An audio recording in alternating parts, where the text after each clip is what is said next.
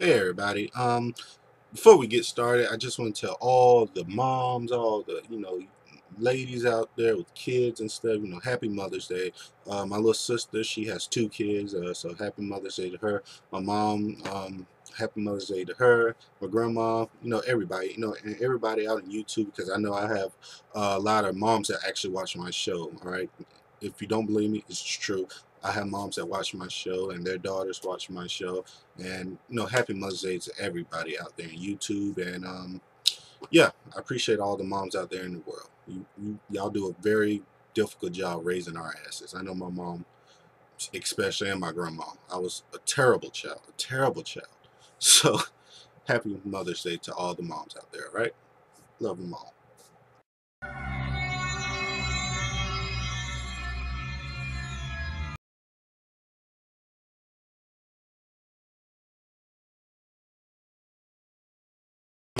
This is very interesting. It was a good question too.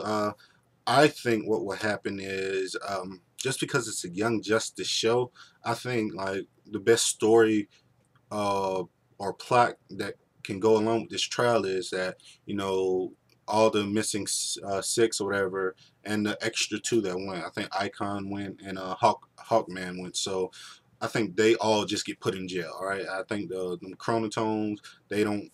They ain't gonna hear that shit. They don't want to hear it, and they just gonna send their ass to jail, and that'll make for a good plot.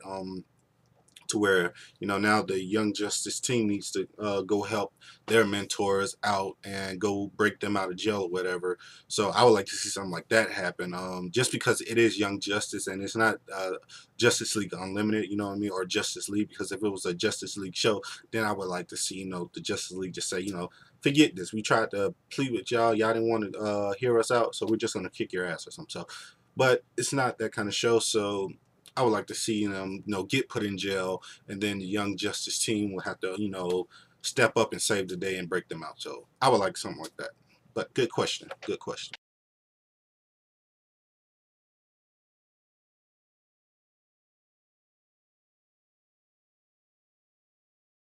I like Young Justice Invasion Superboy. I think he's a lot wiser. I think he's a lot more calm. I think he thinks about things first. I think he just doesn't act on impulse. You know what I mean? Because season one Superboy, he acted on impulse, and I got him in a lot of trouble. You know what I mean? But this one, this Superboy is just very calm, just collective, and he thinks things through, and he's not like that anymore. And I just think it has to do with the people he surrounded himself with. I mean, in the beginning he thought everybody was out to get him, and he was a weapon, so he didn't really know what to do. Then he had like the daddy issues and stuff, but all that stuff has been resolved since then. So with the exception of him breaking up with Megan, but I think he's made peace with that. And I think it's just the people he surrounds himself with that makes him feel more comfortable to just be like a normal guy now, and don't always have to be angry. So I like this new Superboy. He still looks badass with the gloves. I forgot my gloves. I don't know where they're at. I think my brother took them somewhere. But I like this new version of Superboy. He's very cool, and he still got the guns though. He still got the guns, so you can't hate the guy. So I like him.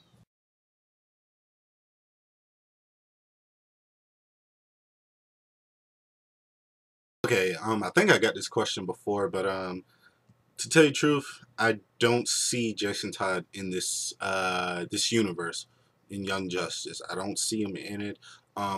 Personally, I like Jason Todd. I like him a lot. So I like his whole story. I like his whole character. But for this, the show, I just don't think the writers put him in. Like, I think he was just skipped over, and that's kind of understandable. He does have a dark, kind of story or whatever, and I just think he skipped over, and it just doesn't really make sense in my logic for this show because this season takes place 5 years ago, and that means Robin was not Tim Drake, but Dick Robin was still Robin for at least 4 of those years. He had to be for at least 4 of those years. I think he just became Nightwing like last year or whatever. Um, so I just don't think it was room for Jason Todd to be in there and Tim Drake. I think it was Dick Robin up to like 17. He goes into Nightwing when he's like 18, and then Tim Drake is the brand new Robin. I don't think Batman had Jason Todd in this or whatever, or the writers, whatever. I just don't think he's in it, and it sucks, but uh, just life. I really don't think he's in it. So sorry, fangirls and fanboys. I know a lot of people wanted to see Jason Todd, but I don't think he's in there. But I could be wrong, and if he is in there, then hot damn.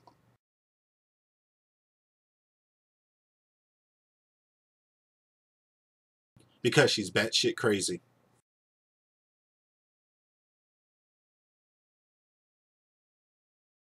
Well, I don't think we will be adding more people to the Young Justice team, at least not this season, because it's like 30 of them. So, but in a recent podcast that I've listened to, if you know who Phil Lamar is, he's done like voice acting. He's like a voice acting god. He's done like Samurai Jack, but his one of his most famous roles is Static Shock. And in the podcast, he was talking about how he auditioned for season two um, as Virgil, who is Static Shock, and he auditioned for it. But the people he auditioned for, I guess they were just like regular people just doing auditions. They didn't know that he already played Virgil, so it was basically like, yeah, we want you to play, we want you to see if you're good enough to play like Virgil Hawkins. And he was like, yo, I've already played him before, so I thought that was pretty funny because they were basically trying to interview him for a job that he's already done, and they didn't even know it. So I'm pretty sure he said that he's going to be doing it, and that it's supposed. I think it's supposed to be season two, or it might be season three. I don't know, but look out for that because Static Shock is so badass, and everybody's been asking for him. And I like Phil Lamar a lot, and he's just a great voice actor, and he's so funny. It was a great podcast. If I can find a link to that podcast, because I kind of stumbled upon it. So if I can find a link to that podcast, I'll put it down here. But yeah, Virgil, aka Static, he should be in this thing very, very soon. So be on the lookout for that.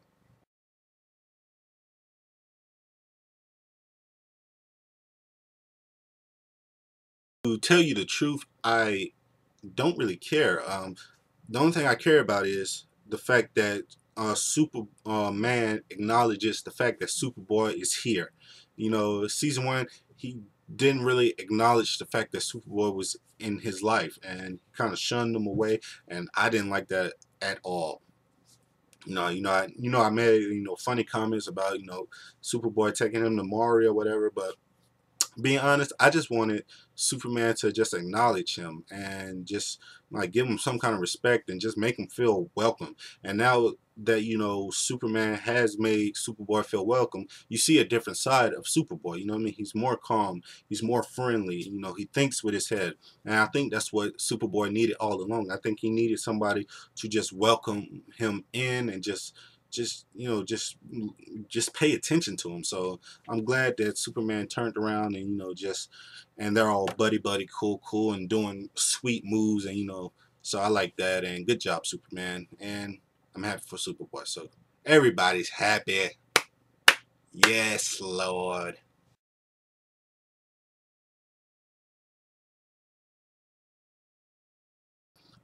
It could have been a number of factors to play into this, but my theory is that I think Aquaman saw Calder as like a son, like a son figure or whatever, and he wanted to protect Calder, and he wanted Calder to look up to somebody who stood for good and not evil. And, Black Manta, he stands for evil, chaos, and I don't think Aquaman wanted that path for Calder, and that's just him being like a good role model. I think he went about it. I guess he probably went about it the wrong way, but I think his intentions were good. But it doesn't really matter now because Aqualad is pissed about it and he's looking for blood. And like he said, man, blood is thicker than salt water, which is just a great line. But I do understand why Aquaman did it, and it's just a tough situation to be put in, brother, because Calder, he's looking to kick somebody's ass, man, so you better stay out that guy's way.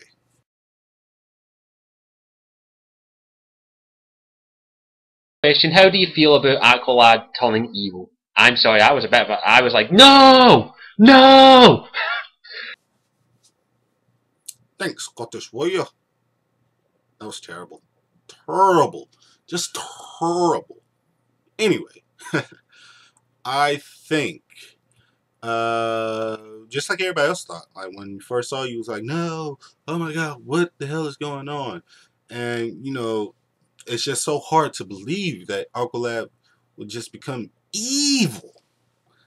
And it's just so damn hard because, you know, he was so calm and collective, and he was the voice of reasoning in season one. Everybody looked up to him, and he was, you know, kind of like the perfect leader for that team. And he kind of kept everybody together.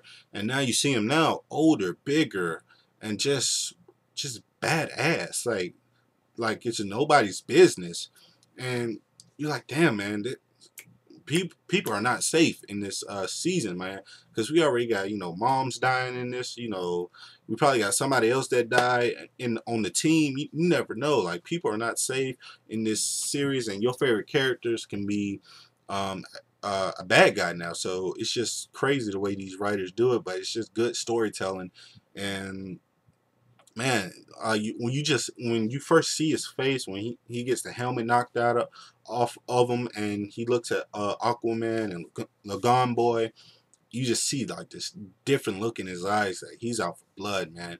And it's just a great, I guess, character development of that character, because he is such a great character. He really is. He's probably my top favorite character on this show, because he's been fleshed out so good, and just great storytelling. Like, everything that he's in, he's just so good at doing it. And that has to do with, like, the writers, you know, the voice acting. So I mean, I like his character so much, and I just want to see him back on the good side. You know what I mean? I just want to see him back on the good side. I want to give him a hug and say, it's okay. It's okay. We all got women issues. But, you know, it does lead me to a theory of mine. And after watching this episode like 4 other times, you know, my theory has grown a little bit more. So let's take a look at this last question.